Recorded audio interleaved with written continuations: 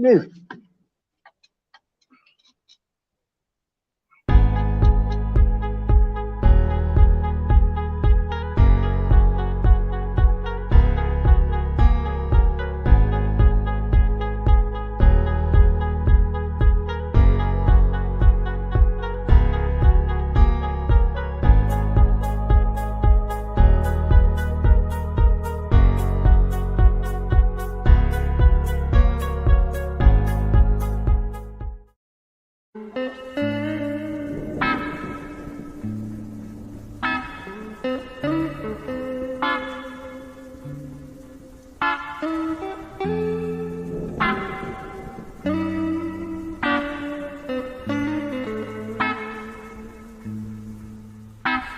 I'm flying high like a bird, but my fluttering wings can keep you from pulling me down. Your mama says I'm a fool, and yeah, maybe that's true, 'cause I can't stop thinking about you.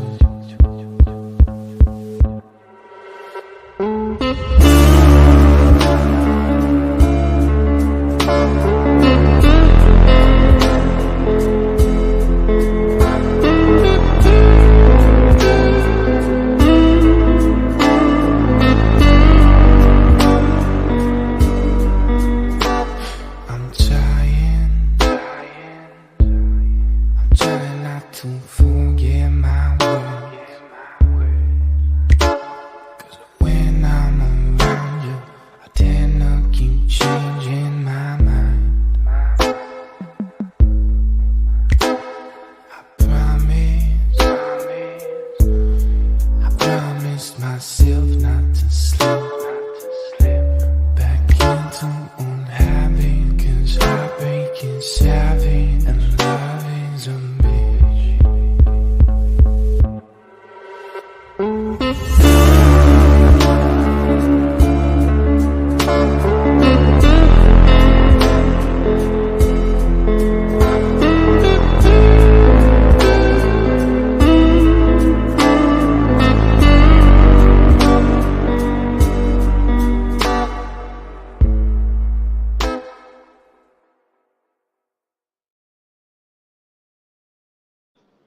Hey, good morning. Well, Right, it's good afternoon for you.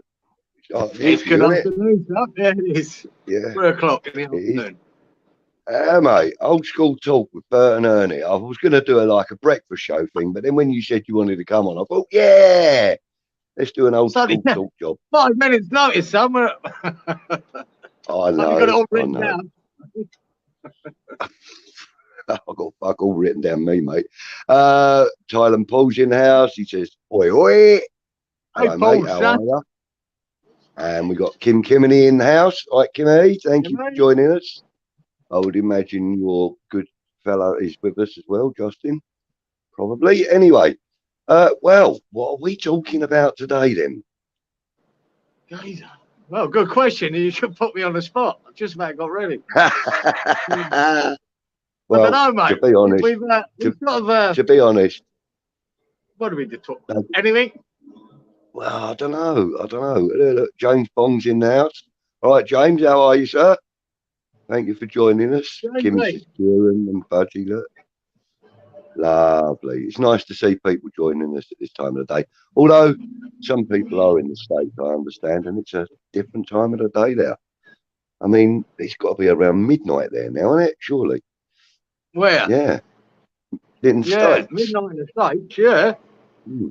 Yeah, you've got an awkward one because you're about 5 in the morning there, Budgie. Now, what are you doing? Oh, no. Listen, I've been awake since about 3:30. Mate, I went on one yesterday, right? I had a few drinks. I swallowed something I shouldn't have done. And, yeah, I kind of swallowed something I shouldn't have done. And I just went on one. You're not 18, you fucking donut. I know. But you know, the thing is, here for a minute, just to support you, bud. Thank you, Justin. That's really kind of you, mate. Lunchtime in Thailand, Paul says. Yeah, What are you having? Paul's What are you having right, today, isn't it? Paul? Yeah, what are you having today, Paul? And it's 9 Yeah, I do p.m. like where that. Kimmy is. I Oh, watch right. all of Paul's Okay. videos now. It makes me hungry. He does. Oh, no. Yeah, I have to stop watching them now. And like, I was watching one the other day, right? And my boy walked in and he goes, "What are you watching, Dad?" I was watching it on my TV. I said, "Oh, yeah, it's a fella I know." I said, he lives in Thailand, blah, blah, blah. He's like, "Oh." And he stood there and he went, "Hmm." And he went wandering off. And I heard him clattering around in the kitchen, got himself some super noodles out and started doing them. Oh no, Paul. I did have to He chuckle. was eating a curry one the other day, mate, and it's fuck. I'm really fancying a curry at the end of it. I got shit. Just a small dish he had, but it looked so tasty and nice, and it's so reasonably priced there, isn't it? You know, and fresh. Yeah. Oh God. Yeah. You just go. Oh, I just wish someone would cook that for me now, and just so. Yeah. You know. Look, he says he's had chicken and rice with Darren. Yeah. Well, I can't say I've ever eaten Darren, but I suppose it goes well with chicken and rice, doesn't it? It's just a stupid dad joke there. Right now, Sorry. let me just. No, it's all right. I'll tell you what I'm going to do. I want to log into the account. Oh, he had one with Darren, did he? Have you filmed that, Paul? Have you done that with Darren? Yeah, did you do that on camera, mate? Because that would be quite interesting. Yeah. Where are we? There we are. Let's go in there. Right. Yeah, I'm just logging into the StreamYard with the laptop, so I don't have to keep looking up here for the comments because they're so small. Do you know what I mean? Oh, really? Oh God, here we go. Bear with me. Oh, there it is. Found it. Yep, Justin's laughing his head off. Look, Paul's laughing. Did you hear what I said? Because like Paul said, he's had chicken and rice with Darren. I said, well, I can't say I've ever eaten Darren before, but I suppose it goes well with chicken and rice. And that's why people are laughing. And that's why they're laughing. Not today. Not today. Bangladeshi guy taught Kim her curry. Epic. Fucking epic. Well, if ever I get over there, I will be dropping in for a curry. Oh, yeah, you said she makes green curry, a really good green curry as well. Ooh, I don't mind that. So, don't mind a Thai curry, mate. Nice. Oh, yeah. Do you know what? A few years ago, when I suppose we're looking at like 4 years ago now, when I'd already like separated from the ex and stuff, you know, the kid's mum. And I'd Brucey? No, hold up, I've got to get rid of this. Brucey.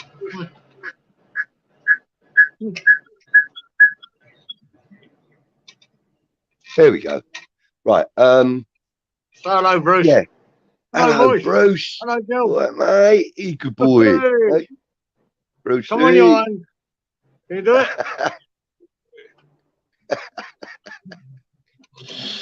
Yeah, so I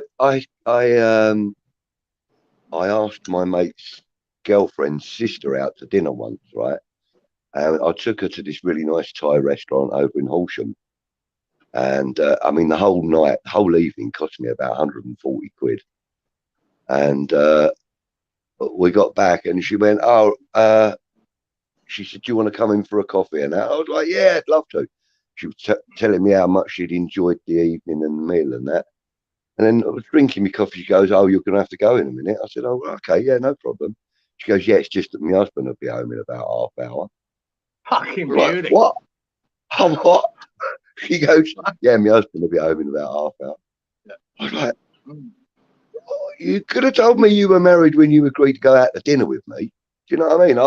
I thought this might have been like an ongoing thing. We might have gone out to dinner again. Yeah, Maybe go for a drink or something something. you should mention. I would Yeah, imagine. it's kind of something, So anyway, she's like, "Oh, sorry, I didn't even think about it." I was like, "What?" Anyway, so I thought to myself, right, I enjoyed that meal so much, I'm going to go back over there, right? So about a month or so later, I thought, yeah, bugger, it's time to go over there again. So I went over there, I ordered my food, sat down. Who walks through the door but this bloody Emma and her husband? She'd taken him there because she'd enjoyed it so much. She walked straight in with him. She's like, "Oh, hello, Clive." Hello. He goes, "Oh, how do you two know each other?" She goes, "Oh, his best mate is Nicky's fella." And I was like, "Oh, right. Oh, yeah, that's it. That's how we're going to introduce me." One of them cupboard watchers, is he? I don't know. I didn't get up to no naughtiness or nothing with her. Don't be like that. No, but it's a bit strange. I'm an honourable bloke, Oh, yeah. Yeah, that is a bit weird. Yeah. But the thing is, she is quite a weird girl anyway, I found out subsequently. Anyway, because like, oh, no. She went to go and see him at work, took him like his lunch and that at work. And because he's a machine driver. And while he's eating his lunch, she gets in his machine and smashes his car up with it. Because she had the hump with him over something. I mean, the girl's an absolute lunatic. Yeah, that sounds. I think you might have had a guy. More meat on a butcher's pencil. Hey, Darren. There is a video about a month ago with Darren. He's saying, "Is it? I must have missed that. I'll have to go back and look." Okay. Yeah, I actually saw that. I think didn't you go for breakfast with him? Paul? It was either breakfast or lunch. I can't remember which one it was. But there was one. Yeah, there was one. I know there was one.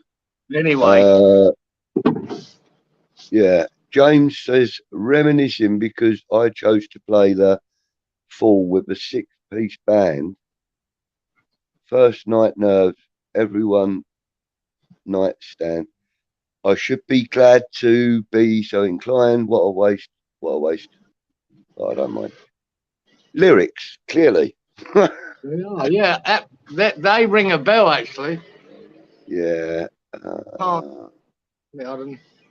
Probably somebody like Pink Floyd or something. I'm not really familiar with those lyrics, I've got to be honest. Need harmony here. Should have picked it. Yeah, it ain't that tune by hang on. Without looking down the comments any further, Ian Jury and the Blockheads, was it? What a waste it was called. What a waste. Yeah, I can't. You want to read them again? Yeah. There you go. So I should be glad to be so I'm going to waste. But I don't mind. Well, anyway, let's. Look. Ian Jury and the Blockheads. There you go. Got it. Yeah, I recognise it because I remember having that first album of his, Budge. I had his first album, mate, and I loved it so much, and it must come from that. Yeah, I mean that's our era, though, isn't it, mate? You know what I mean? We. Yeah, it was, mate. Yeah. I'm not a bleeding thicky. I'm Bill Ricky Dicky, eh? And do you also remember that other band that came out around about that time called Squeeze? Oh yeah, Jules Holland. Exactly. Yeah, exactly. And do you remember the guy that used to play guitar and do the singing, for the band? Yeah, I like, mate. I've seen a bit of solo stuff later. He's brilliant. Yeah, he is. Gary something, wasn't it? Gary something. Huh? It was Gary something. Was it? Yeah. I can't remember his name, but he was good, mate. I'm trying to remember. Yeah, they were a great band. I actually went to go and see them. Yeah. Squeeze. They were supporting. Who's it? They were supporting. Oh yeah, they were supporting the Earth, Wind and Fire. When I went to Earth, Wind and Fire, they supported Earth, Wind and Fire. Yeah, yeah. Oh mate, that was some concert. There's one track of theirs, mate. It's just such a classic. What's it? Fucking my memory's so shit. Something to do with September? cats, isn't it? Oh yeah, Call for Not Cats. Earth, Wind and Fire. Squeeze. No, Squeeze. Call for Cats. Caught with cats. I'm headed down the subway with my number on my name. Da, da, da, and all that, isn't it? Brilliant tune. Right, Brilliant. That's tune. a Kurt Zuma song if ever I heard one. Yeah. Do you know what? I kind of, when that came out, I kind of categorized that as like jazzy street rap. That's what I kind of categorized that tune as. But you know, it's more like a pop tune, isn't it? But it's just, it was just brilliant. I loved it. And it was because of that song that I actually wanted to see them. And the fact that they were playing as a support act for Earth, Wind and Fire made it even better for me. Yeah. Because I actually went to that. But yeah, I went to London to get the ticket for it because I knew that Earth, Wind and Fire. I knew that Earth, Wind and Fire were coming on. Coming into London, and I'd liked their music for about 3 or 4 years, I suppose. And then I said to my mate and my sister that, you know, I've heard that they're coming to the UK and tickets are available from the Hippodrome. So I went up there, and I bought, I think it was about 8 tickets. I think cost me about 80 quid. It was about a tenner a ticket to get in, but we are talking about 1979. Yeah, a few quid then, mate. It's a week's wage. Yeah. Well, yeah, I mean, I was earning about 28 quid a week at that time as a tyre fitter. I was earning about 28 quid a week. And the funny thing was that I'd got all the money for the tickets from everyone else first because I didn't have the money to cover it all. And I'd gone up there and I'd said to them, oh, yeah, it's like 12 quid a ticket or something. And they all give me their 12 quids and that. And then when I got up there and it was a tenner a ticket, I thought, do I tell them all I've got 2 quid of their money? Nah, fuck it. I went on the Raz, didn't I? Didn't get home that night. Got so drunk, I fell asleep in the pub. And the landlord literally just locked the pub up and left me on the floor asleep. I woke up about 4:30 in the morning and he was tootling about in the bar. And I said, you ready to go home, are you, mate? Like, can I have a cup of coffee? Like, yeah, of course you can. Give me a cup of coffee. That was brilliant. I had a really good night. For about, I think I spent about 4 quid and I was absolutely arsehole that night. But it was only about 35p a pint. Yeah, big difference then, mate. Pulling muscles from a shell. Pulling muscles from a shell, that's it. Gary, I can't remember his bloody name. Gary something. What? That was my favourite. Hang on. Let me go on to a quick search here. Was that the title of it or not? But I remember that's... Pulling muscles from a shell. Yeah, that was it, yeah. That was the title. Yeah, that was my favourite. S-U-E-E-Z-E. Oh, yeah, I've just thought of something here. Look. Here we go. Rock band Squeeze. Where are you going? Where? Look. I hate these bloody stupid pad things on the laptop. It's not you. It's not you, is it? It is. It's my clumsy hands. Oh, no. Up the Junction was another one. Up the Junction. I think that's my favourite. Up the Junction. I think that's it. Labelled with Love. That's another one of theirs. Yeah. Up the Junction was their best. That was my favourite. Up the Junction. Yeah. I'm trying to find the names of the band members. He had some voice. He had a cracking voice. Oh, yeah. Yeah, he did. Gary something or other. Anyway. Cats, Up the Junction. Another Nail in My Heart. was another one they did. His name Oh, was here we go. Mike something, geezer. Was it Mike something? That's just come in my head. No? Right, there are 10 members, 10 plus members. See all members. Right, hang on. Bear with me. Glenn Tilbrook. Weren't Gary, it was Glenn. Glenn Tilbrook. Great voice that guy had. Great voice. Hang on a minute.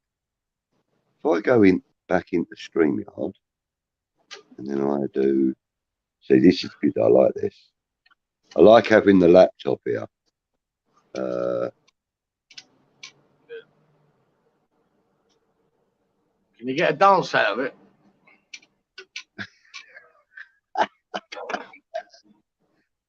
You shopping.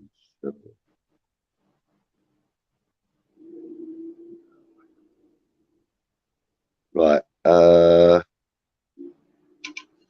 if I go, if I click on that, and then that. Oh, There we crikey. go.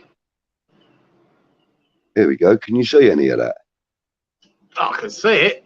I don't know what it is, but I can see it. Right, hold up.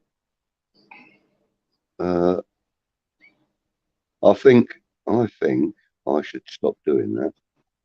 Yeah, you're gonna make a right That's balls not work. out. That's not worked well. I've got to practice that one, mate. Righto. I've got to practice for that. But yeah, that was just showing you the band members and all that bullshit. Yeah. Yeah, Glenn Tilbrook was his name. Was the guy I was thinking of. Okay. He's been, he was good. Jules Holland, Paul Carrack, Chris Difford, Steve. Paul Carrack. Neve. See that boy, Paul Carrack? Yeah. He done a track after Squeeze, mate. I'm not joking. It's something blue. And what a song it is. It's a fucking brilliant. Paul Carrack. Was Paul Carrack part of Mike and the Mechanics or something like that afterwards? I think it was something. He was quality, mate. The boy's really cool geezer. Several popular bands. Here we go. Wikipedia. Oh, here we go. He's known for his work as a solo artist and for his tenures as a member of Roxy Music. Who's this? Squeeze. This is Paul Carrack. Right. Roxy Music, Squeeze, and Roger Waters' backing band, the Bleeding Heart Band. Right. Intermittently handling lead vocals on Squeeze and Waters' recordings. Yeah. And he actually went solo for a while there, and he brought out one track that was absolutely brilliant. Really brilliant. He was principal songwriter and frontman for a group called Ace in the 1970s. Wow. Yeah. Yeah. Well, you know. Anyway. Yeah. We love having a random chat about certain things. If you've never heard Squeeze, have a listen. They were a good band. They were a good band, and they were fun to watch as well, you know. So check them out on YouTube and have a look at the videos, because their videos are quite funny, quite good fun. The other band that I used to like around that time was Susie and the Banshees. I thought they were brilliant back in the 70s and the early 80s. Yeah. She was sexy as, wasn't she, Susie? Gosh, yeah. Yeah, definitely. Looking girl, but a very, very sexy looking lady. And, very good. But, Hong Kong Garden. Punky, but Hong Kong Garden. That was one of her big hits, yeah. Yeah. Oh, mate, I went to see loads of them punk bands, mate. Loads of them. Yeah. I think I might have seen bands that I don't, weren't even bands at the time, and then they developed later. It's one of them, because everyone was trying to do it at the time. Yeah. And punk bands, it's hard to get to see in East London, because most of the punk action was happening in North London. Yeah. Yeah. When a few years ago, quite a few years ago, You know, I've probably told you before, I'm properly into my reggae music. And Same here, yeah. I was a big reggae fan. this woman that I was with at the time, she said to me, "Oh, Maxi Priest is on at the Brixton Academy," and I went, "Oh, okay, let's go." So we went, and there were 2 support acts, and the first one that came on was Shaggy, and I'd never heard his name before. Yeah. And then a group came on, and I could never remember their name, but I always remembered the melody of one of their songs. Yeah. And it just stuck in my head. You know how the melody of a song can stick in your head, and it stuck in my head for a couple of years. And then all of a sudden, I heard it on a David Rodigan show, and he said the name of the group, and it was they were called Morgan's Heritage, or Morgan Heritage. So I looked them up. They're one of my favourite bands now, actually, in reggae. They're like a family band. Morgan Heritage, they're really good. But yeah, Shaggy was one of the support acts, and I'd never heard his name. And the first song that he did was Carolina. Yeah, the first song he did was Carolina. Yeah. And that was the first one he released as a single, literally weeks later. Yeah, became a big hit. It's not, like I say, it's very commercial, but he done a lot better others than that, you know, but that was a commercial hit, wasn't it? Yeah. And, you know, I mean, at the time I was still DJing, so, you know, that was one of the tunes that a lot of people were asking for, you know. Yeah, well, because of the punk thing, when I went to that big concert in Victoria Park, and Still Pulse were on, and they were killing it at the time. They were a massive reggae band. Did he have his hair all up like Mount Zion? Huh? Did he have his hair all up like Mount Zion?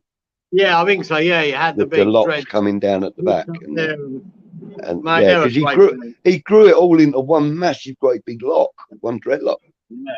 You know what I mean? Oh, look, you know what I've been doing? I've been ignoring the bloody comments. Ignoring, yeah, exactly, yeah. That's because they weren't on screen. Sorry, guys, everybody. I presume everyone had gone to bed.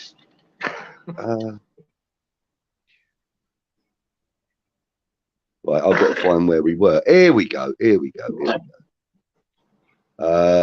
Right, James says, Kieran, is that a koala climbing the deck? No, mate. I've got 2 possums in the garage, mind you. Have you? Yeah. What, they're wild and they've broke in, or you keep them? Yeah, basically, yeah. They broke in, right? And see, the thing with possums they're nocturnal. So they sleep in my garage in the roof, in the rafters sort of thing all day. And then they pop out at night. Sometimes when I'm sitting right here, just as the sun's gone down, you see them come out and they go out for the night. And I could get rid of them. I could, but I just let them do their thing, you know what I mean? And what's the harm in them being there? Let's be fair. Well, lucky enough, you know, that sometimes you get a bit of a smell from them now and again, but they like the shit everywhere. But they're like rabbit shit, they're pellet shit. So it's not messy or anything else, you know, there's only a few pellets here and there. But I spend it, you know, it's no big harm. You know, people say, you should get rid of them possums, they're a pest. But I see them come out of the night and I watch them climb across the roof and then they go jump in a tree and that's them for the evening, you know? Yeah. Because they're, they're fruit sort of eaters. They're vegetarians. But they're no harm, you know what I mean? It's nice to see them now and again. Nah. So I think they're sweet. You know what I mean? As long as they don't start tearing up anything that's in there, you're right, aren't you? No, they're not causing me no drama. They're in the garage, you know what I mean? Yeah, that's it, mate, you know? They go out, they feed themselves, you know what I mean?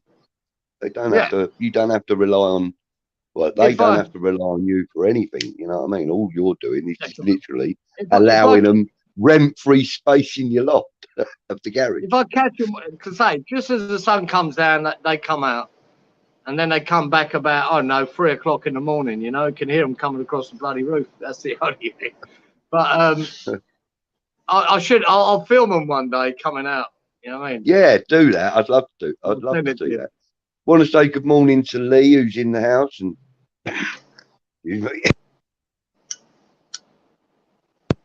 Oh, good morning, Lee. It's a nice, bright, early one for you, son. Hey, His dad Stuart's in the house as well. Good morning, Stuart, Stuart. what are you doing? What are you two doing up? For Christ's sake. Oh, my goodness. Mind you, it's 5:30 in the morning. I don't. That's what I slept right in this morning, mate, because I stayed up to watch Lee and Stuart's watch along with Nashi, and they're really good. The boys done great, and mate, it was an exciting game. It was a typical Leeds game, mate. 2-0 down. I don't know if I even remember the Leeds game. Oh, yes, I do. Up, Man United. No, within a minute, in the second half, mate, it was torrential rain as well. The pitch was 27 seconds between the two Leeds goals. 27 seconds. No, I'd say it'd be about. It might have been a minute and 27. Oh, yeah, maybe. But like I said, yesterday was just a fucking blur for me. And then it was 2-2, and it was really exciting. And then go, come on, Leeds, come on, let's keep it going, boys. I remember giving it some stick to the lads in the pub, the Man U lads. They all kept saying, I remember that much. I'm going, fuck off, I hate you, Manx. And all that. I was going mental at them, apparently. It was good. It was all in good, good faith play, though, right? Yeah, it was a good watch along. I'll tell you what, exciting game. I will have a look at it. I will have a look at it. Stuart saying, hi to James. How are you? Our friend. He says he's good, thank you. So by the time that finished, Budge, it was 2 o'clock in the morning for me. I mean, shit, I better get to bed. Oh gosh. I don't know what time I went to sleep last night. I have no idea. All I know is I had my darts with me when it's right, they're on the coffee table. All I remember is I went over there with me darts to go and have a game of darts with my own heart. He says to me, come and have a pint. I said, I ain't got any money left. Right? He goes, shut up. He goes, come and have a pint with me. And I was like, no. I've got no dough. I'm not going to be able to buy you a pint. He goes, shut up. Get over here. So I said, all right. He said, bring your fucking darts. So I goes over there with me darts. We were having a game of darts. I think he bought me 3 pints. And then somebody else came in the pub that I knew, and we were chatting to him. And then I got chatting to him on his own. And then stupid things went about, and that was it for me. That was it. I don't even know why I did that. You know, I just did. Anyway, so I went off on one about somebody yesterday as well, publicly on the group chat, didn't I? Oh yeah, well that's not publicly, is it? It's just amongst the group chat. Kind of. Yeah, but it's kind of public. You're quite right, because he does that to everyone. He's condescending and doesn't let you have your own opinion. So I understand where you're coming from. Yeah. I mean, I only gave what I felt was an honest and valid opinion, and got blocked you did, for I it. saw it. No, no, no. He's very patronising, but he knows more than you. It doesn't bother me that I'm blocked. You've more experienced than him and been to 100 games more than him. But there you go. Yeah. He won't even go to a game now because of this GSP thing, apparently. Anyway, I don't want to go into that. No. And people are going to ask who we're talking about, and I'm not going to mention his name, so there's no point even asking. Right, let's talk about something positive. Positive, son. Let's go for it. What have we got? Let's see what Kieran's saying, shall we? No, not Kieran. You're Kieran. Let's see what James is saying. I used to live down under, and unlike in Oz, where they were protected, in New Zealand, they're an absolute pest, but worse. Yeah, James is right there, right? Because so are you still in New Zealand, James? That's the question I got. Yeah, but carry on, Kieran. Right, James used to live in New Zealand. No, they're classed as a pest in a lot of places here.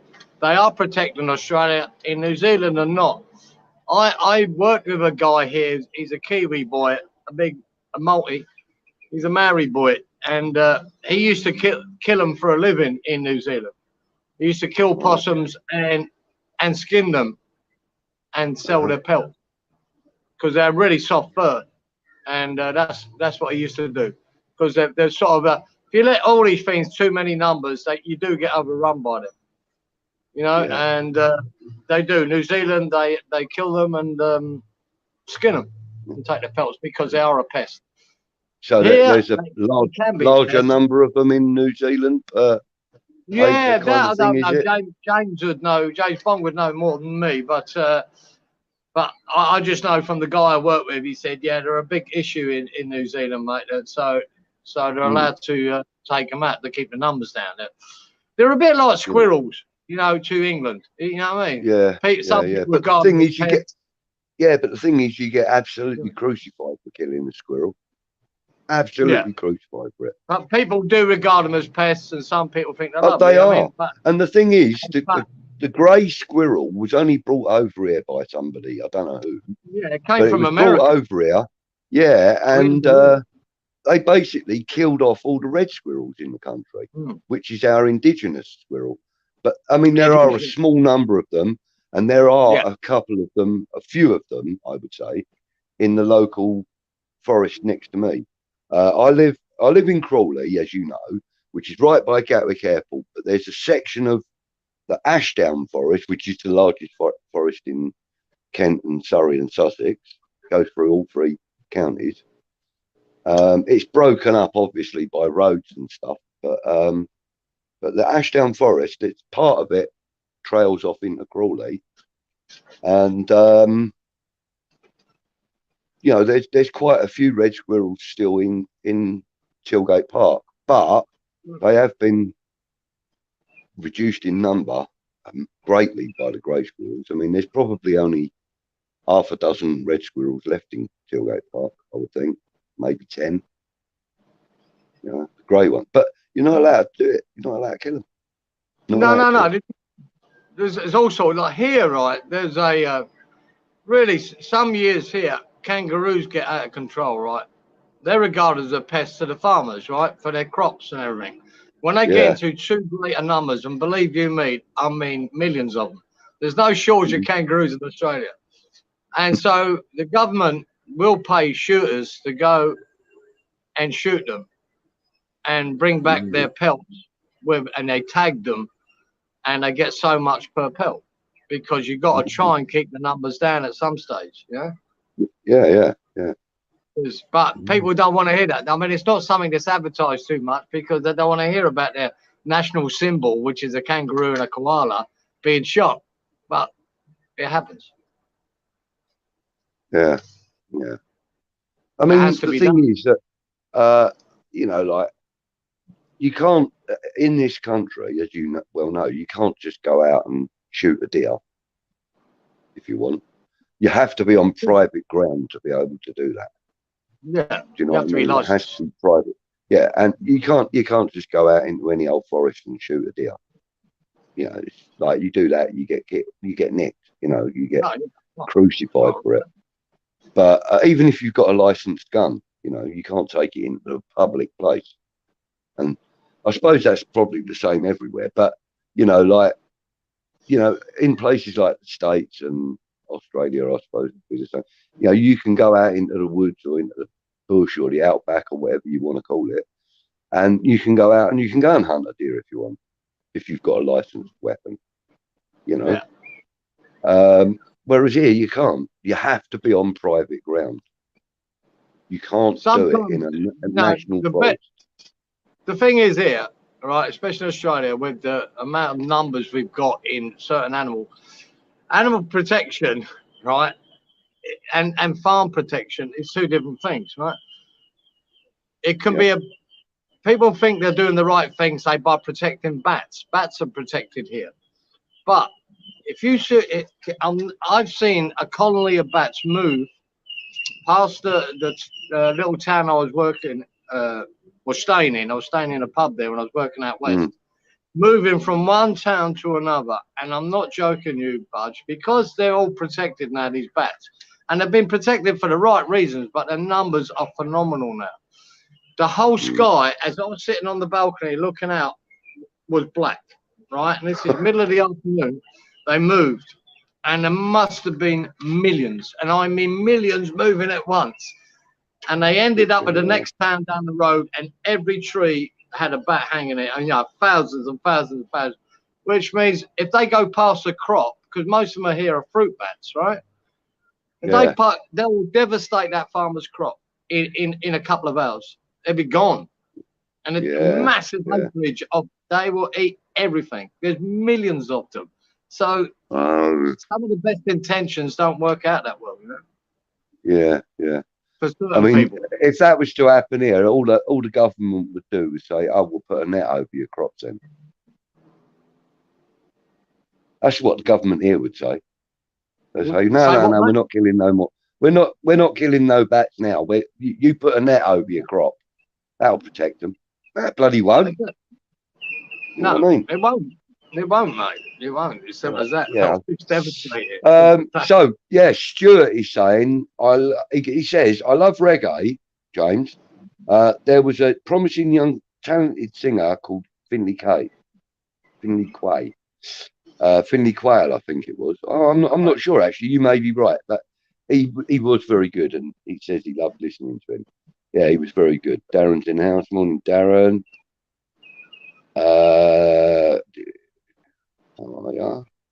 Yeah. So Finley Quayle. Oh, I can't remember how him. Yeah, he was good. I can't remember his club though. I don't ring a bell to me, that name, but I might know. Oh right, okay. Right, well, let me see if I can find. Oh, 2 secs, bro. Yeah, go on, mate. You are right, actually. Stuart, I do apologise. It's Finley Quaye. Quaye. Yes. Troubled 90s singer convicted of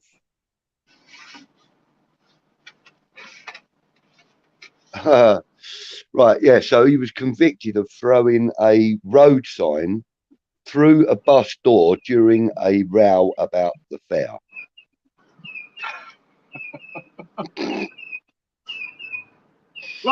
Real criminal. Yeah, what an absolute criminal. And that was dated 24th of the 2nd, 2021. Last year. Yeah. He was actually quite a good singer, though. Here we go. Songs.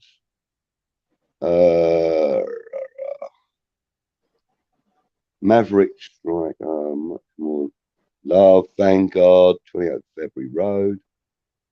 I think that's just album names.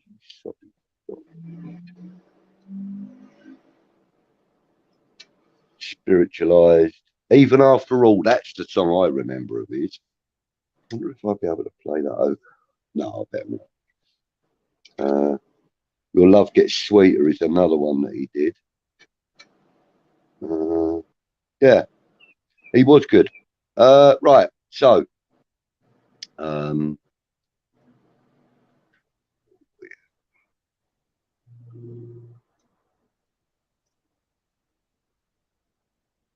that's why I said a promising thing. Promising? Till he started attacking buses. Yeah. Yeah. Well, that's a bit of a crazy thing to get bloody arrested for, isn't it? You know what I mean? Throwing a road sign through a bus door. It's quite funny, though. But, so what kind of, well, we're on the subject of music again. What kind of music do you generally listen to if you're just mooching about, not really doing much and listening to tunes? What sort of music do you generally? Yeah, I'm a mixture of Budgie. No, so I like to make up a playlist of my own and then throw it out, and it's a mixture of everything. Comes from the 70s, it comes from the 80s, it comes from the 90s. Yeah. It comes from certain classical, it comes from certain opera. Nice. There's nothing off limits for me, you know. I love reggae. Yeah. I was a big reggae fan myself. I love punk music, I love reggae. Yeah. There's a lot of music you've got to be in the mood for, isn't there? You know what I mean? Like punk music is a certain thing for it. You don't want to be listening to that all day long. But I used to love it at the time when I was, 16. That was 17. That was brilliant. It was great. Yeah. It was not going to throw. You know, I mean, even today, you know, like for example, you might be driving somewhere and you've got the radio on and you're listening to, say, I don't know, a middle of the road station. Like for me, it's Radio 2. Yeah, exactly. You know, I'll listen to that because there's a big old variety of music, and there's only certain presenters I don't like listening to. But there's a good variety of music, and then all of a sudden they'll play something like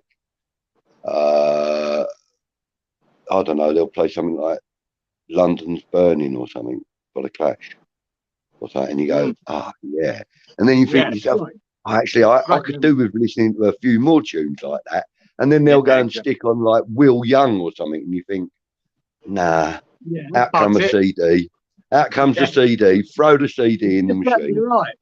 Sometimes a song just triggers their memories and that, and go, well, I wouldn't mind a bit of that now. Yeah, I wouldn't mind a little bit of that right now. Yeah. I loved Amy Winehouse. So I think she's one of the best voices I've ever heard. And she done a track, and funny enough, Budgie, she done a track live on the Jules Holland show.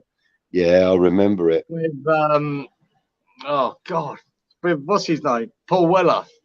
Yeah, and it's don't go to strangers. It's called. It's a beautiful track, mate. It's a fantastic track. Paul Weller and Amy Winehouse. And it's available on YouTube. You can see it on YouTube as well. Yeah, that's where I found it's a fabulous track. I didn't mate. watch it at the time. I watched it on YouTube. So, yeah.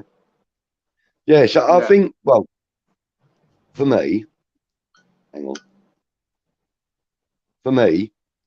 I think the best female vocalist I've ever heard in my lifetime has got to be Barbara Streisand. I was a fan, Budge. Amy Winehouse took over that mantle, though. But Barbara Streisand, I was a fan, believe me. But you know what? She's the only female vocalist alive that can sing every single note in every single one of the 8 octaves. Did you know that? She can sing right down to the bassiest, up to the top. All I knew, she had the sexiest nose in the world.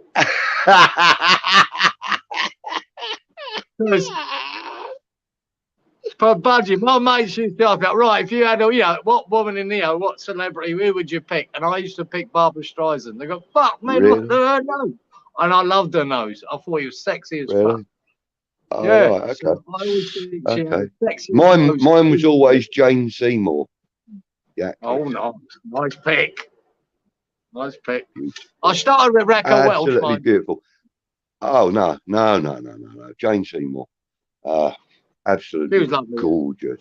Oh, beautiful. When she was in that Dr. Quinn Medicine Woman, I cannot remember any part of any of that series. I've watched it all when it came on, and I don't remember any of it. Oh, mate, well, not quite, but, I was just sort of like, oh, God, she's beautiful, man. Beautiful. Even still, I mean, I know she's had a couple of gorgeous couple of operations, but she is still beautiful. But I think Jane, no, not Jane, what's her name? Jamie Lee Curtis had the best body. She was nice, yeah. Lovely, yeah. She had the best body. Barbara, for me, she was my first. What a gorgeous, gorgeous, gorgeous woman. And then when you went on to the punk days, mate, do you know, like we said, Susie was a bit of a punk sort of pin-up girl. But the big pin-up girl for punk, even though she weren't really punk, she was more new wave, was Deborah Harry. Deborah Harry took over that man. She was, wow. She was sexy, stunning. Yeah. And then Madonna came along and tried to, Madonna came along and everybody went all wowie over her and forgot about Debbie Harry. I always thought Debbie Harry was the better looking one. Mate. Old fucking Madonna was a little dwarf, right? Who liked flashing her tits. It was rubbish.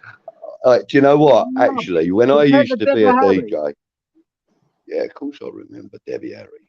God's sake, Debbie Harry. She was gorgeous. When I was DJing, Kieran, when people used to ask for Madonna songs and that, which was inevitable every night, I used to go, I used to go, all right, and there she is, the old sleaze bag herself, Madonna. That's how I used to introduce her every time I played one of her songs. Every time. Here she is, the old sleaze bag herself. I hated her. I hated her. Yeah. Yeah, I got to see Debbie Harry here on the Gold Coast. And yeah. Good So job. that was good. Yeah. Good job. Oh yeah, talking of music, here's a little tune I like. Oh, hang on, I'm trying to get the laptop to operate my phone. Right, I just love this. Hang on, let me play this quickly.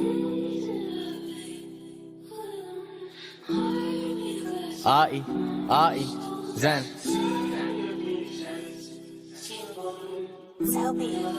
Yeah. Look, we're just gonna throw some bars in, have a bit of a laugh, have some fun. Hope you guys like it. Much love. You know it is. Come on, you ones. Good. I just want to hear the rest of it. I know, but I'm not allowed to play it all. I don't know if you I are. suppose actually, I probably am. All I've got to do is ask the artist, don't I? No, he said okay. Don't worry. Play what you like. Yeah. Oh, that's cool.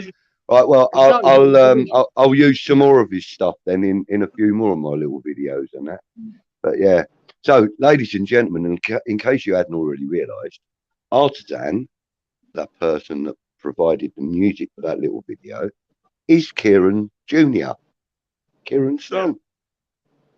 Yeah. Check him out on YouTube, like and subscribe his stuff because it is good.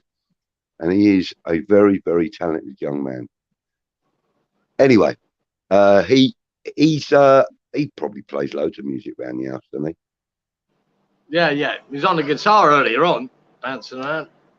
Nice. Yeah. It's like whatever. Most of it's rappy stuff, which you can put up with for so long. Not mine. I like some of it, but some of it after a while you go, give it a rest. Yeah. But the good thing about it, what I do like about him with the music is I played him everything I knew when he was young, from the age of 4. So he's got a great appreciation of reggae, of all genres of music. He likes the Pistols, he likes the Clash. He can listen to the Stones, he can listen to the Beatles, and he listens to classical too. And he's got appreciation of all music genres. So that's one thing. I was never a big Beatles fan. I've never been a big Beatles fan. I didn't mind them. I liked some of the stuff, even though they're sort of before my time, really. Both a little bit before us, weren't we? We were becoming teenagers. But I did like some of the stuff. Thought it was good. Some of the lyrics I thought were very good. I mean, don't get me wrong. Individually as well, they've all done some good stuff, including Ringo. Ringo did a couple of good tunes. Exactly. But for me, I wasn't a fan of Paul McCartney, right? But when he went and formed Wings, right, with Linda McCartney, he brought an album called Band on the Run. And I had it. It's a good album, man. And I never liked him. I know. The album is a really good album. Yeah. Really good album. I like him as well. I like that album, and I like certain tracks he's done. Some of them have been very kind of, I don't know about them. But there have been some really good tracks from him.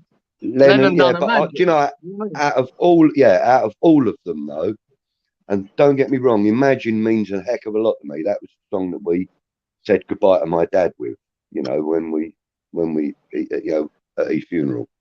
So that song means an awful lot to me, and it's a beautiful song, and I love it. But the one song out of all of the guys that were in the Beatles that really does it for me was a George Harrison song called While My Guitar Gently Weeps. Lovely track, man. Yeah, I like it. Love it. That is, I'm going to use a little small section of that for one of my videos. Beautiful track. Just a small section, but it's only, I love it. And, providing I give the credit on the video to the writer and the performer, then I'm probably going to be all right to use like a 90-second clip of it. I'll only use 90-second clip. They can remove the video, I suppose, can't they? What are they going to do? Slag you off on Twitter? I bet that's happening already. Yeah. Oh, gosh. Yeah. Oh, because I don't like lazy players, and Ben Rahman's lazy when it comes to tackling. You know? Yeah. I think we're all like that, mate. Yeah, yeah. I mean, I saw him pulling out of 3 50-50s on Saturday, and that was just in the first half. I mean, we all saw it, Clive. Some choose not to see it. Mm. Yeah, I know. Hang on a minute. Look, I'm just going to quickly do something here.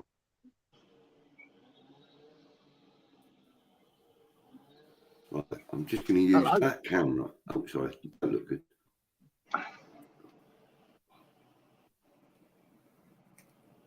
Okay. You right? You're only hearing me once, aren't you? Oh, fucking hell, mate. Yeah. Hold on.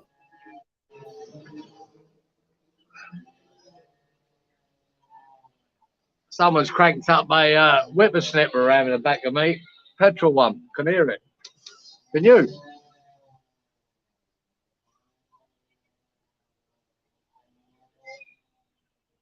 You've gone all frozy and can't hear you, Budge. There you go. Can you hear me now? I've got you now, yeah. Yeah. I'm going to have to stay.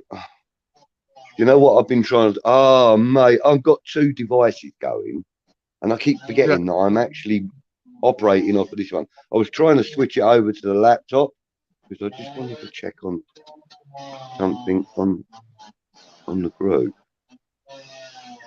Oh, no, it's all right. It's all good. Right, so... you got any comments to sort out, have you? Or not? I'm just about to look at that. Everyone gone back to bed. James says, I agree, Madonna was overrated, especially compared to Blondie. Thank you, Jamesy boy. Thank you very James. much. We're all in agreement on that. That's the right track, Budgie. Can't wait until 28th of February, brother. Yeah, that's when he releases his new one, 28th. Cheers, Stewie. Yeah, he does. Yeah. So hopefully you like it. I'm not sure. Everyone's gonna love it. But look, we'll see. Tell him if he once he's released it, if he wants it to get some airtime and whatever, send it over to me. Yeah. I'll ask him whether he. Yeah, I'm not sure. It into a video. Now, whether he's allowed to now with his new. Yeah, that's what I'm saying. If he wants it, you know, get a bit of YouTube time, I'll give it some YouTube time as well. Yeah, I know you would. Yeah, you know what I mean? I'll ask. I mean, if he sends me over the whole video, I'll upload it to my channel. Is what I'm saying. Yeah, we'll ask him what the rules are and work it out. Yeah. If he sends me the whole video on WhatsApp, or you do, I can then upload it to my channel, and people will be able to, access it from there as well if we're allowed to do that. Yeah. Yeah, if we're allowed. Yeah, we'll do it. Yeah. Cool. What's that say? Play. Fall slowly. Yeah, that's one of his tracks, isn't it? Yeah. Unfortunately, I don't have access to the I don't have access to play music on this. I don't even know if I'm allowed to over this sort of. To be honest, I don't think. You know what I mean? You know when these other mobs get copyrighted for it, I think the more the issue for them is they're monetized where you're not. So I don't think the issue for you are an issue, but I think as long as I'm using less than, I think it's 90 seconds. I think I'm allowed to use, providing I credit the writer and the artist singing it. Yeah, something like that, mate. But like I say, if you're not monetized, they're not bothered about you. It's only the monetized people that they're worried about copywriting. But Yeah. I'd say, I don't. I mean, I'll stick to the rules. You know what I mean? I will stick to the rules because I don't want to be banned from broadcasting or anything like that. Because a lot of these guys, I've watched guys that react to certain songs, right, in America as well. Yeah, I've watched a lot of them. They do pause it to make comments because they do it in stints. They don't go past that 90 seconds budge, and they wait, and then comment on how good it is or what it is or how bad it is or whatever, and then go again, and they get away with it that way. They can play the whole song, but not all in one hit. Maybe I'll do a reaction to it then. Yeah. There you go. Yeah, I don't do reactions, but I love my music. So this is all new stuff they're reacting to. It's not, yeah. But I mean, I've watched stop and have a chat for 20 seconds and then go again. And they haven't got. My favourite one of them all that do the reactions is a guy from the US. His name is Shaq. His channel's called No Life Shaq. Yeah, I've got him. I've subscribed to him. He's brilliant. I know, yeah. Have you seen when he does I love the reaction he did with I bet I know you're going to say. The country singer. Yes. Tennessee Whiskey. Yes, the best reaction ever. If you've never brilliant. Seen it, you should watch it. I've watched it about 5 times. Actually, do you know what? I'm going to just quickly create a banner for that. I am. I'm going to create a banner for everybody to have a look. It's a great reaction. Why am I doing it on that one? Why am I doing it on there? Why don't I do it here? You don't know what you're doing. What's the matter with you? I'm full of I knew exactly what you were going to say, bro. Okay, so I loved it. Brilliant reaction. Yeah, that's got to be about 3 years old now, Budge, probably. At least 2, anyway.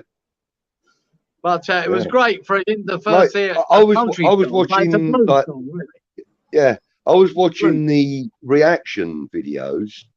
I was watching the reaction videos a long time before I started watching anything West Ham related, and that was only because I didn't know that there was West Ham related content on the bloody YouTube. I didn't know. I think I'm the same, Budge. I was. Yeah. Yeah, it's brilliant. Mate, it could take you an hour to get this, but and we have to react to that. What you've got to do is you've got to wait for me to do my spell checking, because I don't want to. There are people out there in the States, yeah, and I don't want to be putting Tennessee up looking like it says orange or something. How can it? TENNESS. EESE. No, it's TENNESSEE.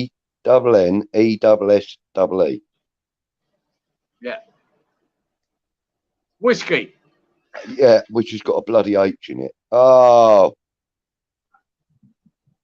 Hang on. Let me do that. Yeah. Instead of hitting the enter button,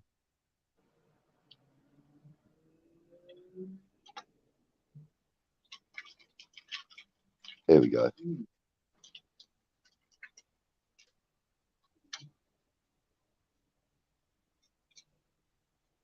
Right, that's that. You know the story of the what's his name, Gazer? What's his name, Tennessee Whiskey, the boy? His name's Chris Stapleton. Chris Stapleton, right. Do you know his story at all, Budge? No, not at all. Not in the slightest. I just know he's got a damn good voice.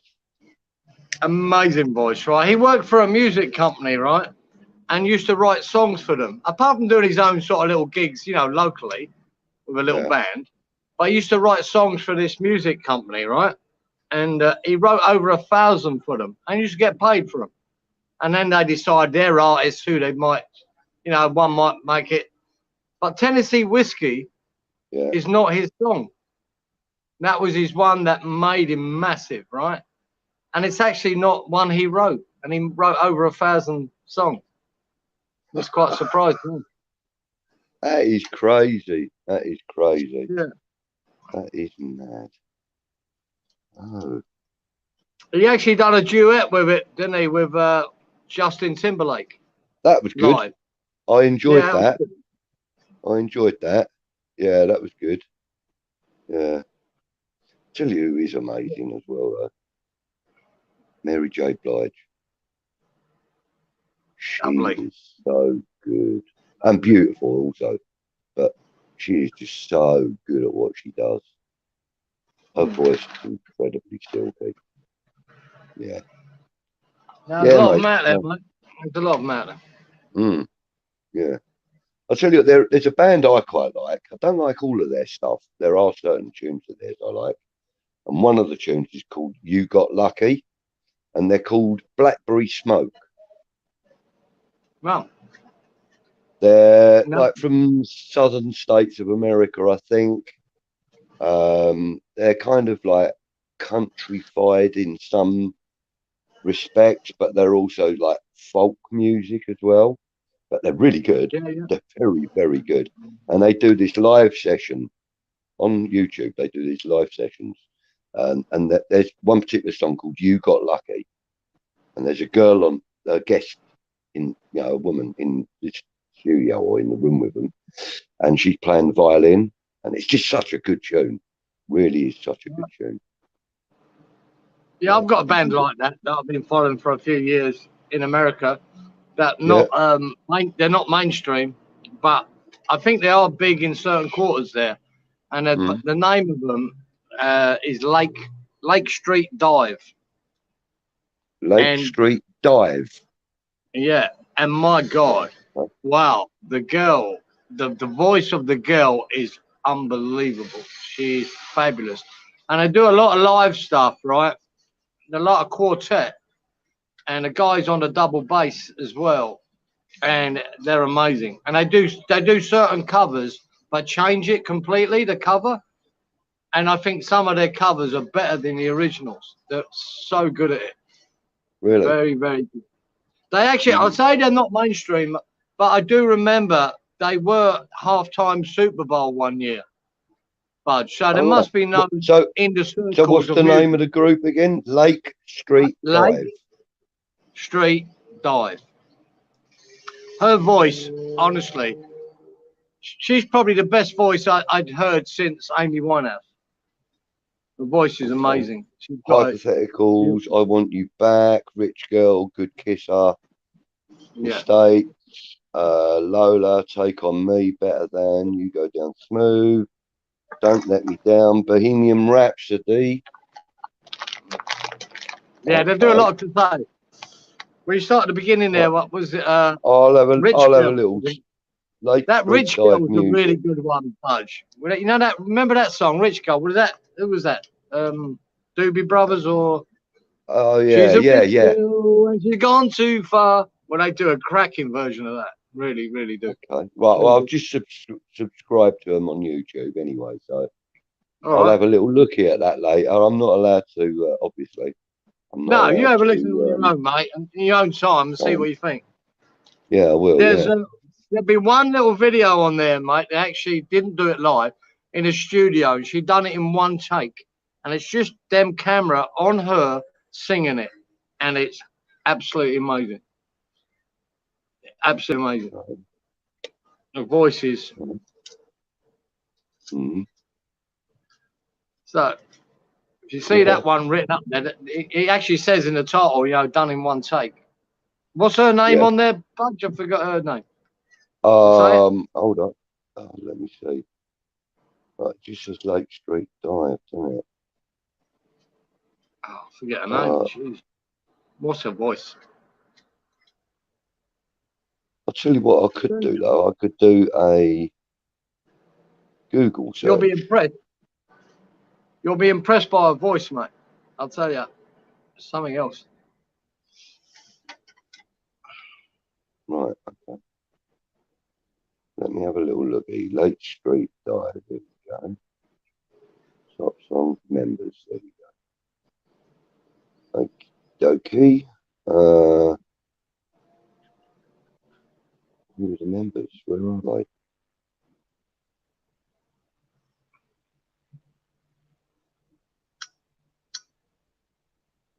What is the bloody names? Oh man, how I don't know it. Well, it won't come to me yet. I don't. Oh, Rachel Memory. Price. Rachel Price, mate. That's her. Yeah, This and then her. Bridget Kearney.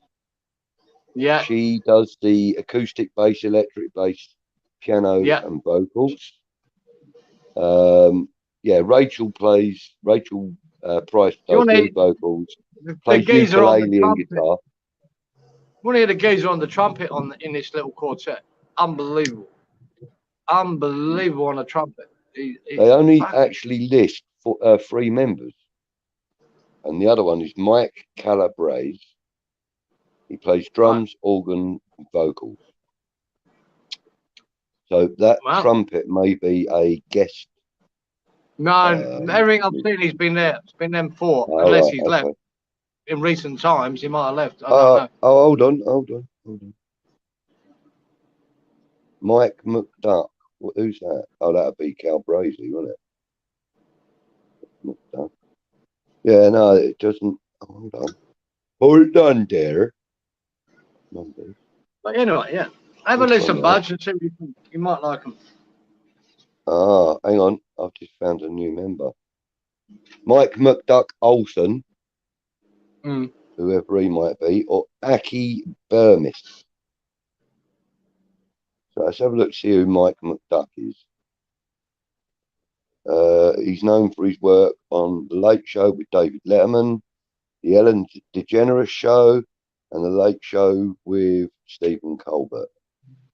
He's an author.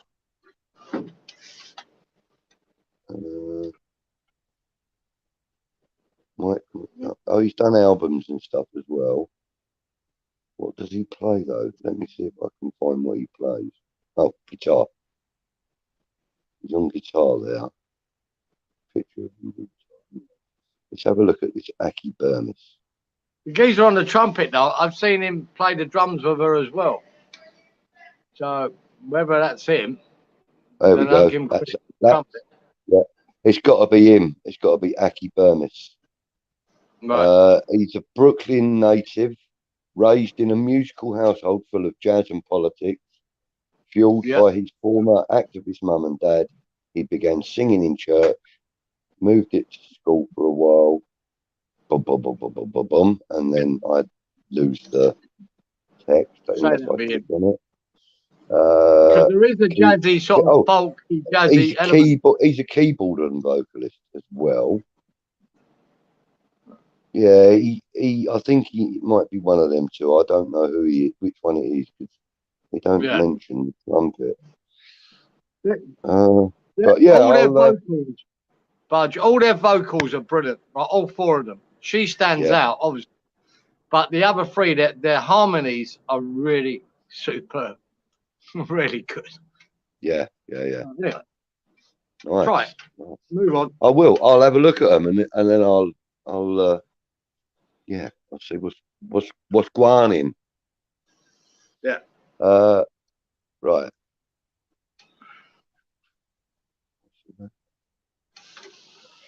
I think it goes too soon with Uncaged. Yeah, the name sounds familiar. Morning to Hammerhead. Morning, lads. Didn't know you was live. I never got notified. Glad I'm here now. How you going, Hammerhead? It was kind of like an impromptu thing, Hammerhead. Yeah. We didn't plan this just at all. Up for a weekend. Yeah. Peach was live. I woke up early and I was, chatting in the chat, and he then kind of finished, and I thought, Kieran just came on the scene, and I said, well, let's go live. So that's it. We're here. I did sort of try and put the notification out though.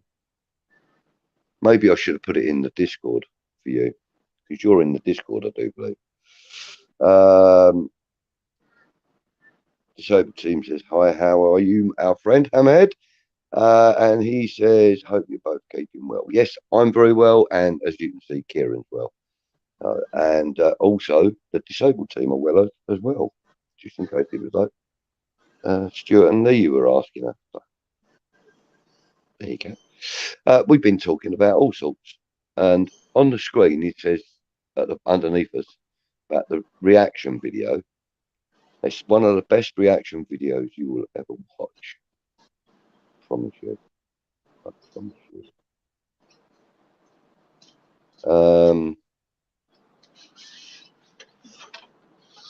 Yeah, so there you go. He's back again. Look, Hammerhead's in the house, mate. Yeah, yes, Hammerhead. Mate, morning has broken, huh? It's a song we used to sing at school, Budgie. Oh, isn't it?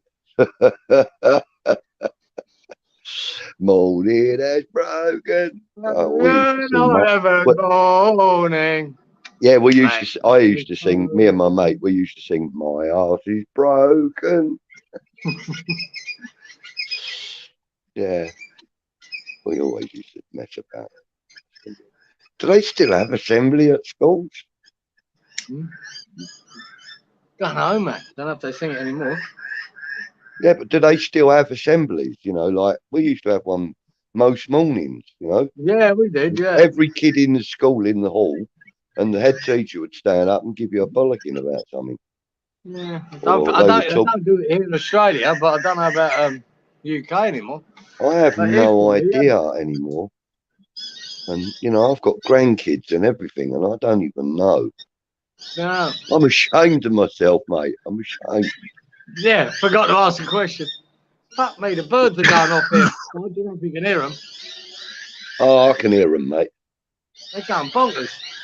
You must be getting near mating season or something. Yeah, something's happening. Oh, mate. I'm going to have to start calling you David Attenborough in a minute. I've got no control over them, bro. I've got no camera either to film them. Yeah. Oh, do you remember David Bellamy? The cockatoo, that one. The cockatoo just fucking shot off screaming. Yeah. Do you remember David Bellamy? Yeah, it was Likely Lads. No, that's James Bellamy. Oh, was it James? All right, nearly. David Bellamy was the TV botanist that had the big bushy beard. Oh, the bushy beard guy. Yeah, I do. Yeah, it was good. Yeah. Do you remember the impression of him that Lenny Henry used to do? Yeah, I do. The grass and the undergrowth. You go. That's right. Yeah, I do know. Yeah, brilliant, wasn't it? Oh, I loved him. He actually, his career really sort of like took off when Lenny Henry did that. Yeah, like, he was already quite popular, but bloody hell, it really took off. Yeah, I actually took off. I went to see a Lenny Henry show here once. Oh, really? Years ago. But yeah, I like him. I like Lenny Henry. It was all right. You know me, he's like one of them Sunday afternoon sort of or a Sunday evening show type comedians. He weren't. Yeah. He weren't great. He weren't brilliant. He weren't shocking, but he was okay. Right. Just give me 1 second. I want to try something out here. Right, he's trying things. Right, that's him for the next hour. Shishui, Hammerhead, what are you doing up so early? What's it there, mate? Must be nearly 6:20 in the morning. Shit. That donut just goes through the bloody night, doesn't it? You don't know what time it is. Well, you're up early. Shuey and Lee are up early. I don't know what they're doing out of bed. There you go. Now you got two of the fucker. Now he's gone back to one. All right. Can we even hear? What are you doing now, bloke? Because I can't hear much. Oh, he's gone. Yeah, good effort, Stewie, boys. You from your Leeds boys. Really good effort, mate. Enjoyed watching the game. Jesus, I was disappointed that he didn't get a win or a draw. He'd love to have got a draw out of that game. But yeah, never mind, mate. It was a good effort, though. Leeds weren't embarrassed, mate. I thought they played well. So, I don't know. He's yeah, it was a good effort, Leeds. Entertaining game, mate. I thought they deserved the point. Just that mistake at the end when a boy let him in. Oh, disappointing. Really disappointing. But there you go. Onwards and upwards. Leeds have got to get worried now, Stewie, eh? Need some points on the board soon. I know there's nothing expected against Man United. You can't worry about that one. But they've got to get points on the board soon. There's too many other little teams picking up points here and there. So I'm hoping they do. Keep their bottom three where they are. And the same goes for us. We've had a terrible weekend when it comes to results. All the other results. Nothing went for us. Tottenham winning at Man City. Jesus Christ. Wolves beating Leicester. Oh, they worry me more than anyone. Keep nicking these wins, mate, without scoring too many goals, but they're not conceding many. That was just another good win for them. Yeah, there's not many results went our way. What do you reckon? He's gone. You see me, Budge? Can you talk to me? No, I don't know what he's doing.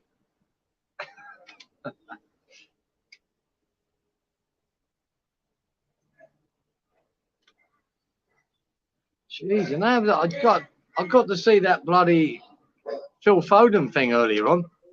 Phil Foden thing earlier on.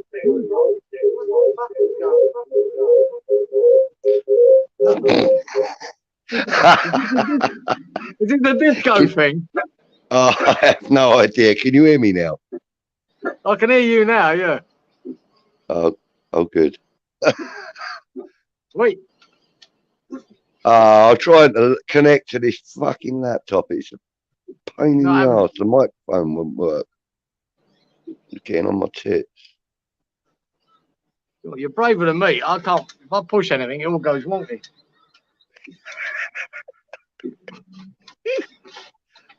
Oh, go away, will you? Fuck's sake.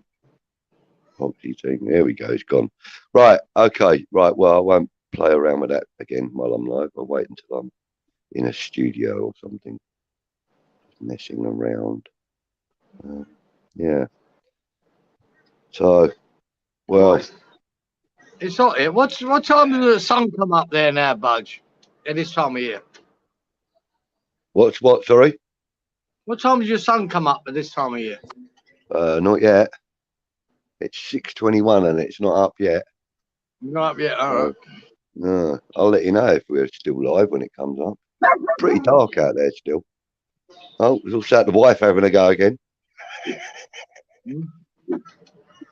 Wait. Sorry. Hammerhead says, doing an all-nighter to sort my sleeping pattern out as I've been working nights and my body clock is shot. Yeah, mate, I know what that's like. Same here, yeah. Don't sleep too well, brother. The wife doesn't mind me up as she has the bed to herself. It's a win-win.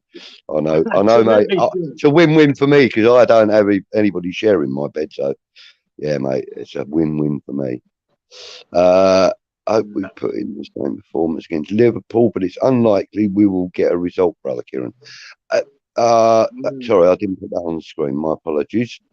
I hope we put in the same performance against Liverpool, but it's unlikely we will get a result. I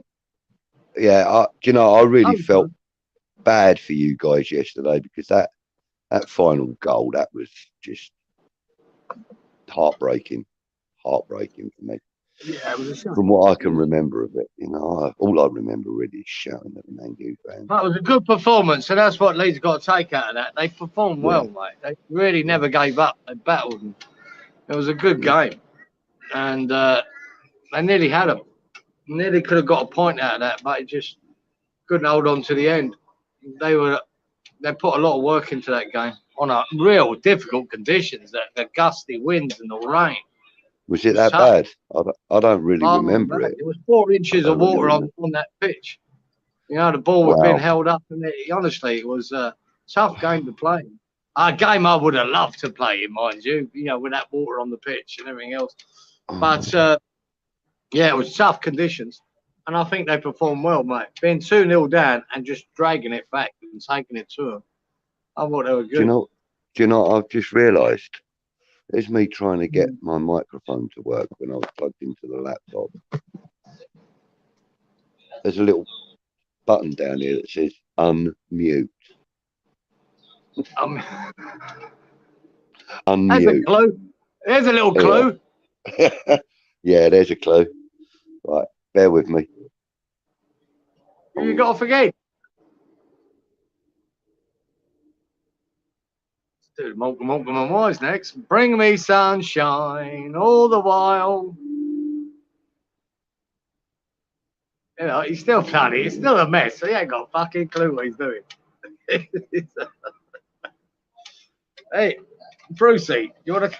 Brucey, come here. Come here, Brucey. Oh. Can you hear me?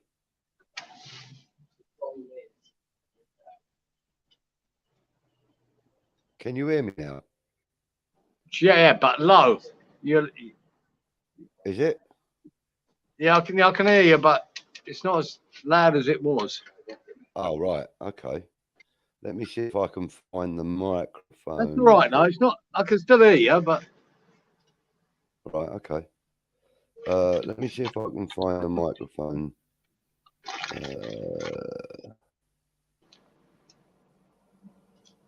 Intake headphone. Hang on. Oh, what the bloody hell. There we go. Oh, I see. I see. Wrong headphones. Wrong headphones. Right. Okay. I'm going to go back to the phone. All right. So just bear with me a second. Right. Yeah, back and forth, mate. Oh. Bert, Ernie, and Bruce. Right, Bruce. Oh, you look like it. Just looking over the wall there, Brucey, aren't you? Hey. Hey. Hello. Here he is. What? Brucey. What do you want? Hello, boy. Stop messing about with that computer. It's a nightmare. Bert and Ernie with Bruce. Love it. Love it. Yeah, mate. Oh, I'm going to have to go around the shop in a minute and get some milk. I keep looking at that clock. And 2 days ago, the battery died on it. So, it says 10 to 5. I keep thinking it's 10 to 5. I have to look up here on the phone. Yeah. Now, what you got to do, when you're getting the milk, right, get some batteries. Well, yeah, that's it. I will, yeah. Yeah, I will do. God, my stomach is feeling rough.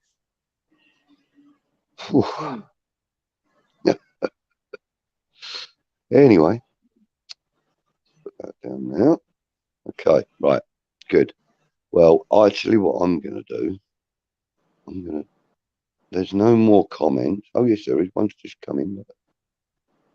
Love the dog, brother. Oh, battery's running low. Okay, right, I'm going to shut this computer down. So that can go boom like that. And that can go down there. Yeah, I'm only looking after him, Stu. I'm sort of dog sitting for it's meant to be a week, but it's been about 2 weeks already. There you go. Oh, I'm going to go into darkness again in a minute to watch. There we go.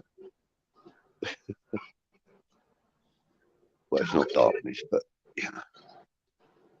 It's a little USB light I've got set up on this phone holder thing, you know, and it's relies on USB, and I ain't got a USB anywhere near me that works at the moment. So I've turned the TV off, turned the computer off. Just me and you and the phone. All right. So, what you got coming up, bro? Know? Yes, I have actually. I've got tonight. No, not tonight. Tonight's Monday, isn't it? And I keep looking at that bloody clock. Not tonight, because tonight's Monday. So Stella will probably do his late show on West Ham Network. So maybe tomorrow I will be bringing out the Anton In Crowd show. The In Crowd with Anton, I should say. That'll probably come out tomorrow. evening, probably around between 9 and 10 my time, which isn't very good for you, is it, Kieran? It's about 6 in the morning. No, 7, 8 in the morning. 7, 8 in the morning, actually. Yeah, that's not too bad for you then. Yeah, so I'll probably do that between sort of 10 and 10:30. That'll go live. And then probably the following day, I might do the Gatesy one. And then the day after that, I might do the Peach one. In fact, no, I'll probably do the Peach one tonight about 1 a.m. Yeah, because that'll suit him for time as well. Do you know what I mean? Yeah, yeah. So yeah, I might do that then. There's a bit of a surprise coming on the Peach one. I'm not going to say what it is, but there is a bit of a surprise coming. I already know. Oh, you do? Oh, they've spoken to you about it? No, I just you made a comment and I knew it was, so weren't hard to figure out. Yeah, there's a guest on the show, and it sort of doesn't quite go to plan. I wanted to do like a 45 minutes to an hour show, and it ended up being nearer to 2. So that'll be going out in a 2-parter. Yeah. So yeah, right. Let's see what the comments are. James says, "Hi, TTT. It's stormy here. Sorry, but considering how brilliant your support is, how would you compare your support to ours? Please go easy." The lead support are very, very good, actually, James, because I went to both. All right. James is West Ham, isn't he? All right, sorry. Yeah. I thought he was, but I just funny. Yeah, I misread that. Yeah, he's talking to TDT. Yeah. Gotcha. Yeah, the Leeds fans, when I was at the games, I went to the FA Cup game, and then the week after I went to the league game. And the Leeds fans were bloody incredible. Really loud, really good. Absolute fun. Real good fun. They are. Stuart says, "I think the West Ham supporters are as loud as Leeds fans. Also, James, the West Ham fan base are loyal and not glory supporters." That's very true, and thank you for those kind words, Stuart, because that is very, very true, especially when you consider guys like Lee and Lucas from American Hammers, and Peach, who, okay, yeah, his dad's an expat, but he isn't. He was born in Canada. And people like that, and all these other guys in the States and abroad that aren't native UK. You've got to admire them. None of them are glory hunting supporters, and that's exactly what we're all about. Our team, our club. Exactly. No, the Leeds fan base and the West Ham fan base are very similar. Always have been. Yeah. Could even say that for Newcastle as well. They're very similar fan bases, mate. The working class, grassroots fan base. Yeah. Not looking for glory. Right. That's it. That's it. And James is saying fair play, Stuart, but although we do have far too many glory hunters who have no reason to be so. I know who you're talking about, kind of thing. The new supporters that have actually become West Ham supporters because of the new stadium and the availability of tickets and stuff like that. You can't help that. You can't help that. Every club has that. Even big clubs like Manchester United have that. So and you just can't odd them kind of. No, look. The end of the day, all supporters groups, right? All clubs have their fan base is the grassroots, right? And that's always going to be it, right? Fair weather fans come and go, right? They come to see a show. They come to see a game match. Nothing wrong with that. You got a day out, go to London Stadium, or if you went to Old Trafford, have a day out and do that. West Ham, the grassroots fans. I mean, look, is there any one of us that wouldn't take up the opportunity to go to the Bernabeu or the Nou Camp or somewhere like that? Just to go and watch a game. Yeah, just to go and watch a game. Even if it was like, you know, Palmyra versus, you know, Real Madrid or whatever the case may be, you know, you would go. You would go because of the stadium and the experience and going to watch a game. You know, let's be fair. I mean, I've got a stadium 400 yards away from my house and I never go there. I should, but I don't go there. And another reason I should is because it's also the home ground for Brighton Ladies. And, you know, I've missed the West Ham game because I got too drunk and didn't go.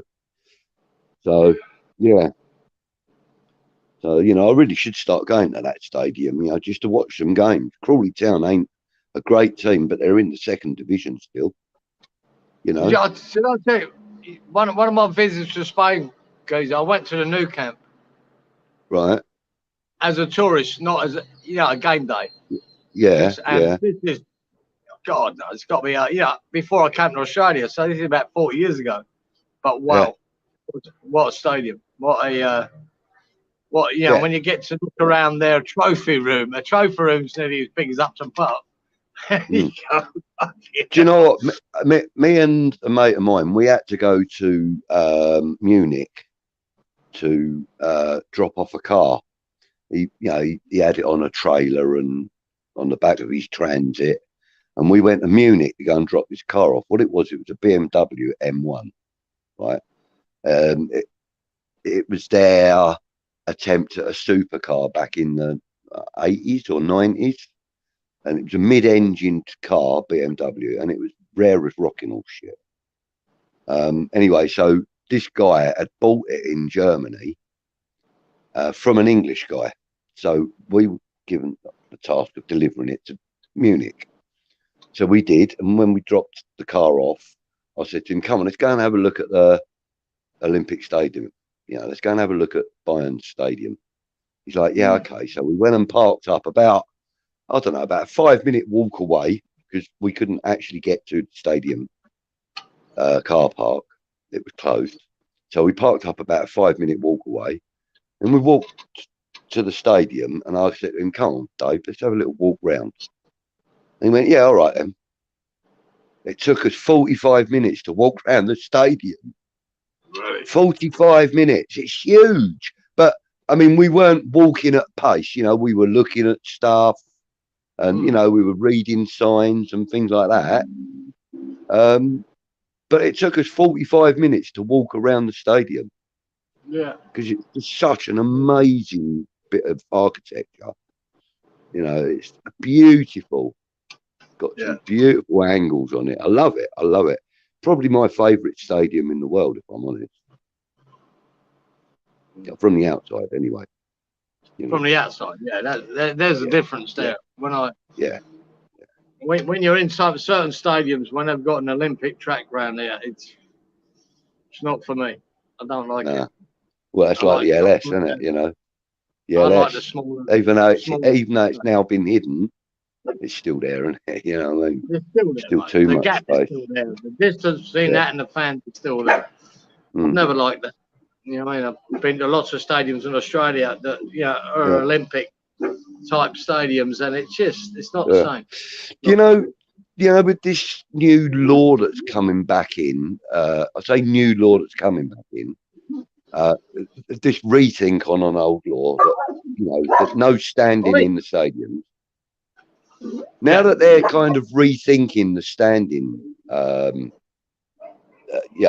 procedure or stance, what I think with the London Stadium the way it is now, you can't put extra seating in because otherwise you'd have to go up at the back further, because otherwise you can't put seating in on a level ground. They have to be staged, don't they? So if you do that if you were to do that over where the running track and that would be at the London Stadium, obviously you've got to go up with every other seat in the bloody place. So why not utilise that as the safe standing areas? Because I looked into this a while back, Budge, and when you construct the stadium, they've got these guys called stadiumologists, right? And they could have employed them before they built that London Stadium, right, the Olympic Park. Yeah. They decided not to, and I think that was a lot to do with Sebastian Coe. He went, no, this is athletics, bollocks to football. But what it had, the configuration of an angle, right? As a builder that I am, you know what I mean? That angle dictates what you can get in, you know, in a stadium. Once you do it, you know, you come lower and then you've got a flat bit. Well, that's fucked now. You can't. If they'd kept them seats high, up above ground level where the dugouts are, say 3 meters, 4 meters high, then they've still got that angle to go and pick up that 15 meters. They could put in another half a dozen or more rows of seats. At least, mate, maybe 20, and get yourself, you know, 5 meters away from the pitch, which would have been ideal. But they're saying they're going to increase the stadium by 2,500 anyway, aren't they? Yeah, but there's spaces there they probably can, you know, but it won't change the angle of the stadium. Oh, it will be. It'll be directly behind the disabled areas at the two ends. The two ends. Well, mind you, though, if they do that, then they've got massive screens there that they've got to consider. Well, that's right. It's you know, you can do that sort of shit, but you're never going to get anyone closer to the pitch. Never. Right? Unless you redo the whole angle of the stadium. Yeah. And but like, why can't that area in front of the seating be utilised? And like, why can't they bring it closer to the pitch and make that the safe standing areas?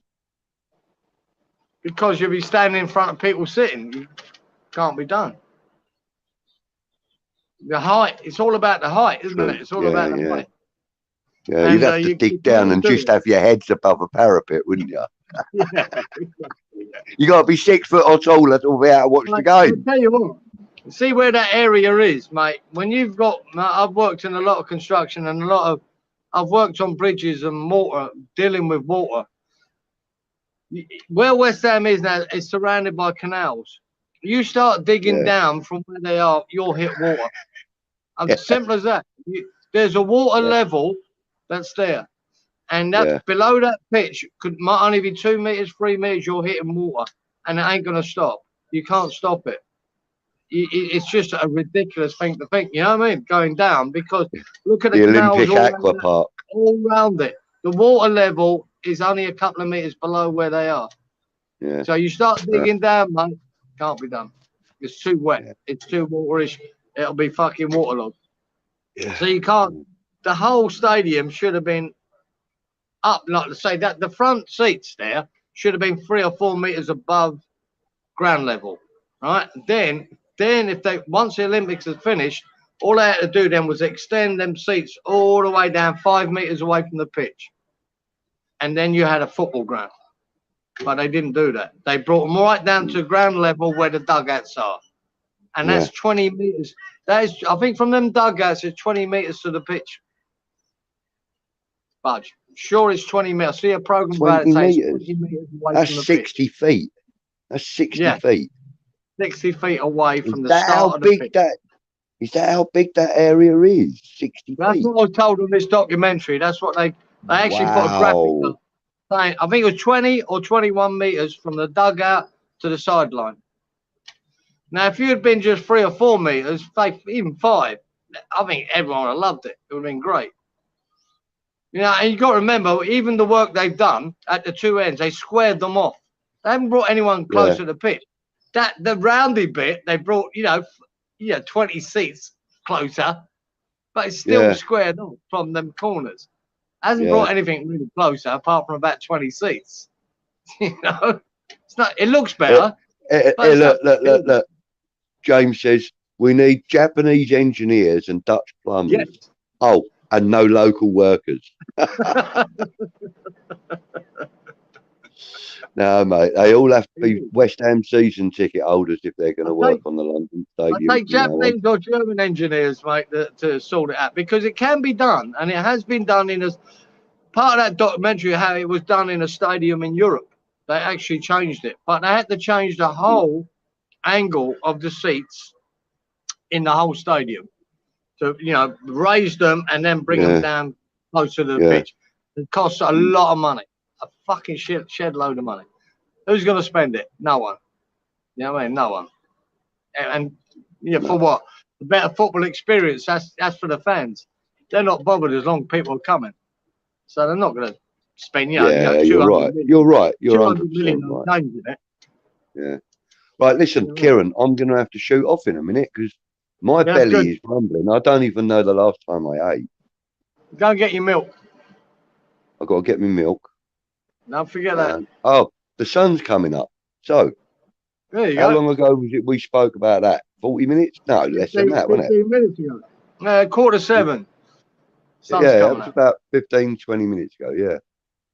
The sky isn't black now, it's just like a dark blue. Well, it's coming up. It's a bit lighter than dark blue now. It's more like a mid blue now. So you're talking about 6:30 in the morning for you. I'm about about 6:30, 7:15. Yeah. Don't worry. This time in 6 months, it'll be coming up at bloody 5 o'clock in the morning. It won't be long. It won't be long for you before it does. Yeah. All right, bro. It was good to talk to you. And I'll catch you, buddy. And thank you, everybody that's in the chat. Lovely to see you all, and the ones that have been and gone. Thank you all for coming. And just one more thing to say. Come on, you irons. Come on, you irons. Right, I'll just play it. I'll play us out with a little video, and then we'll bugger off. I'll see you in the green room, Kieran. Boy, hammerhead. Long day. Right.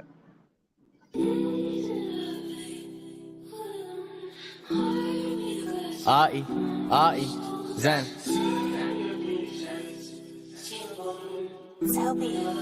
Yeah. Look, we're just gonna throw some bars in, have a bit of a laugh, have some fun. Hope you guys like it. Much love. You know it is.